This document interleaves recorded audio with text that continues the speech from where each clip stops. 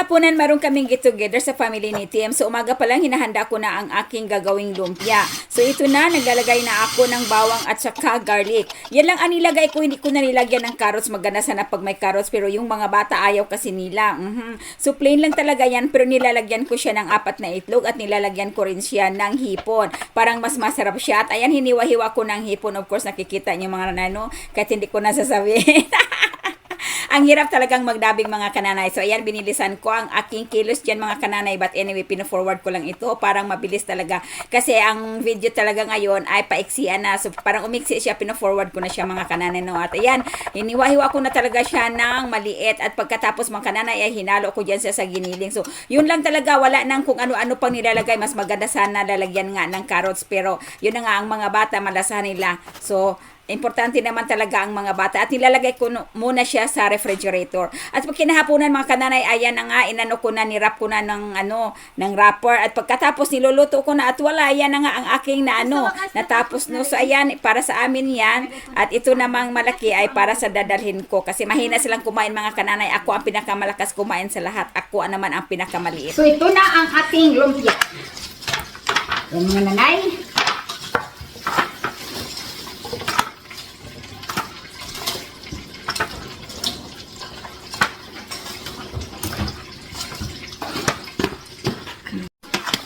So, ito na yung hipon natin, no? Gumawa ako ng hipon. Dadalhin namin doon sa family ni Tim. Family. Itong kinainan namin bagong bukas at kapitbahay lang namin ito. So, sinubukan namin kumain dito. Tapos, wala pa yung pagkain namin. Nandyan na yung bill. Pero okay lang sa kanila. Hindi sila nagagalit. Kasi dyan sa Pilipinas, nagtrabaho din ako sa restaurants. Pero wag na wag mong bigyan ng customer ng bills na hindi pa sila tapos kumain. Lalo na pag wala pa ang pagkain. Kasi magagalit talaga yan. Is a big conversation talaga. Pero sila dito, wala lang sa kanila. Easy lang. Nilalagay lang nila sa tabi. Ayan na, no? Kasi konti lang ang tauhan. Ayan. Naintindihan nila. Pero ang ano ko lang mga kananay, nang dahil nga nagtrabaho nga ako dyan sa restaurant dyan sa atin sa Pilipinas noon, ay talagang malaki ang conversation. Pag bibigyan mo ang customer ng resibo na wala pa silang kain o hindi pa sila natapos, ay duro-duruin ka talaga sa totoo lang. Kasi nasubukan yan, sasabihan pa yan sa'yo na, bakit pinaalis nyo na ba kami? Wala pa yung pagkain namin, hindi pa kami natapos sa na kumain, ganyan sa atin talaga. No? So, kakaiba ang radar natin. So, ayan, kalauna dumating yung pagkain namin. Gustong-gusto ko talaga kainin ang hash brown. Yung sausage nila, masarap yung sausage nila, pero spicy, no? At saka yung hash brown din nila, medyo crunchy sa dulo. So, nagustuhan ko. But, meron din akong hindi nagustuhan kasi medyo oily ang kanilang hash brown. Parang nadamihan ata ng mantika. Kasi nga, ayaw ko nga yung oily. Pero okay na rin, hindi naman parati, no? Sinubukan lang talaga namin, pero masarap yung pagkain nila. Yun lang ang ano ko na napuna ako na maraming mantika. Pero yung sausage nila parang sila ang gumawa ng sausage nila kasi nakikita ko yung paano pina-flat. Parang homemade talaga. No? Malapit lang talaga ito sa amin. Pero marami din silang customer na kumakain. Every time na maghatid ako ni Matthew sa eskwelahan, punong-puno yung kanilang parking lot. At ang kanilang parking lot din medyo masikip. No? Kasi lang naman itong kainan na to noon ay Chinese yan siya. Chinese restaurant. Na isang customer, wala talaga akong nakikita. Pero ngayon na pinalitan ng ganitong restaurant kasi nga bininta na. Ang dami nilang customer, pati nga sa tabi ng kalsada may naka-parking kasi hindi magkasya doon sa parking lot nila.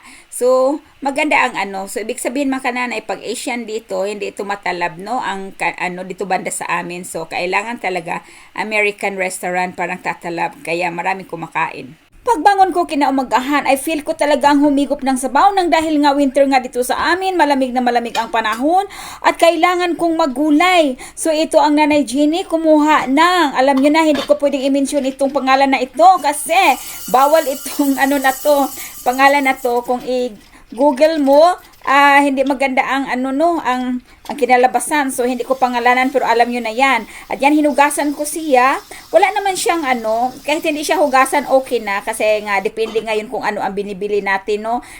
So yan siguro kaya medyo mahal ang bili ko niyan nang dahil nga malinis na siya. So ayan ang ano, sinalang ko na yan at pakuluin, palambutin. At pagkatapos pumunta ako dito sa kabilang room at kumuha ako ng mga yung gulay na ito yung mga lagayin ko sa gulay na frozen no, yung na-harvest ko last summer. So ito kumuha ako ng maliit na bowl at yan dinipros ko siya habang pinalambot ko ang aking gulay na gawing sabaw. At kumuha din ako ng sausage para yan ang panghalo ko. At pagkatapos nilagay ko sa microwave parang lalambot. At pagkatapos nilagay ko sa processor. Yan. At yan na nga, talagang para na siyang giniling. Parang ilagay ko na lang siya doon sa sabaw na, sa gulay na, niluluto ko. Talagang, ito natural na natural itong niluluto ko. Walang mantika, wala lahat. Kundi, yun lang talaga. As in, simple na simple. Hindi na kailangan pang magkaroon ka ng pera parang bumili ng mantika. Maraming paraan. Hindi ako nagagalit ha, nagsasabi na. Nagpaliwanag lang, joke lang mga kananay. So, ayan na nga, no? So, pati na rin ang sibuyas ay nilagay ko na rin sa processor. Parang mabilisan lang talaga. Itong processor na ito ay malaki talagang naitulong sa gawain natin na hindi ka na mag-slice, no? At nilagay ko na rin diyan at pinakulo. At pagkatapos diyan, ilalagay ko na ang aking frozen na malunggay. At aantayin ko na lang na matunaw yung tawag doon, yung ice kasi nga frozen nga siya. Ayan. Pagkatapos niyaan, na na siya, kung sa Bisaya pa, nabungkag na siya mga kananay. So, ayan na, kahit winter, kain-kain tayo ng malunggay na. Sarap yan. At yan na nga, nilagyan ko na ng asin. Asin lang ang panimpla ko dyan, pero masarap na. Kaya ito ang Nanay Jenny, naghain na sa bowl at tayo'y kakain na. Ayan mga kananay, init na init talaga ang sabaw kasi talagang gusto kong mainitan ang aking sikmura. Kung masipag ka lang, hindi ka talaga magugutom. Ayan! So, kain na tayo.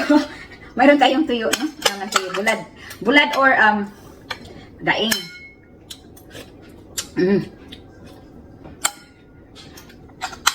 Super busy ako mga nanay. Grabe. Ang init.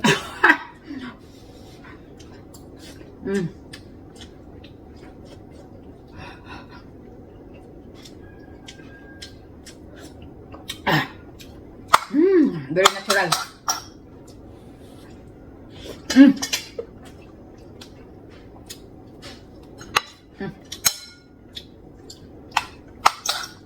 Kumain na ba kayo? Si Matthew ayaw pa kumain. Kasi 10 o'clock na yan ang agahan. Ang tagal kasing nagising. At tinanong ko gusto ba yung kumain. So pa daw siya. Sige, ako na lang. Kay marami akong ginagawa mga nanay. Nag-laundry, nag-dryer, naglinis. Sabay nagluto. Sabay-sabay ko yan. Habang nagpalambot ng niluluto, naglilinis, naglulundre.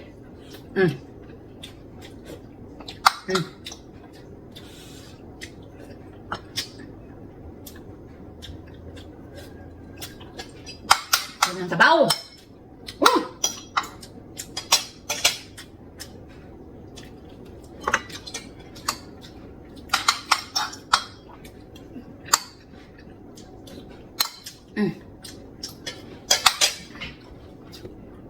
Mayroon akong sapsap na isda. So ito, nilagay ko sa isang ziplock ay 5 piraso, isang serving, no? So mayroon akong 4 na ziplock. So 4 na serving mga kananay. At saka sa isang serving, or hindi ko naman maubos yung isang piraso mga kananay. So sa isang serving, mga ilang mga 2 araw ko to kakainin or 3. O tipid-tipid kasi walang budget.